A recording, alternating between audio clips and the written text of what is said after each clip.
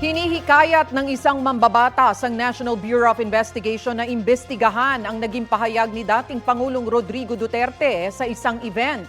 Ang Pangulo naman may pasaring din kay Duterte. Balitang hatid ni Jandy Esteban ng GMA Regional TV. Patayin natin. Makapatay tayo ng mga 15 na senador. Pasok na tayo lahat. The only way to do it is to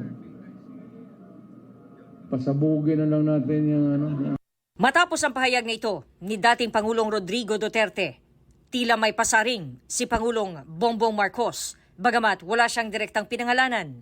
Narinig lang natin nung isang araw, walang daw pag-asa. Siguro, kanina wala silang pag-asa, kaya papatay na lang sila ng 15 na senador. Ay talaga, bagay.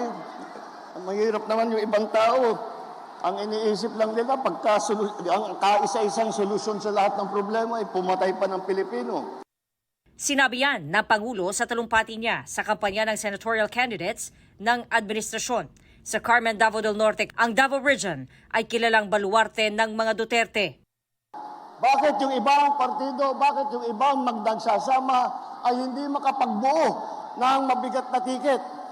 Dahil po, ang kanilang iniisip lamang ay kung paano nila tutulungan ang kanilang sarili at manalo ng eleksyon. May binanggit din ang Pangulo tungkol sa extrajudicial killings at ang pagiging pro-China sa usapin ng West Philippine Sea. Si Lanao del Sur Representative Zia Alonto Adjong nanawagan sa National Bureau of Investigation na imbestigahan ang dating Pangulo. Kung iligal nga raw ang bomb joke, paano pa kaya ang bantang pagpapatay sa mga senador? Sinisikap pa ng GMA Integrated News na makuhanan ng reaksyon si dating Pangulong Rodrigo Duterte at ang NBI. Jandy Esteban ng GMA Regional TV, nagbabalita para sa GMA Integrated News.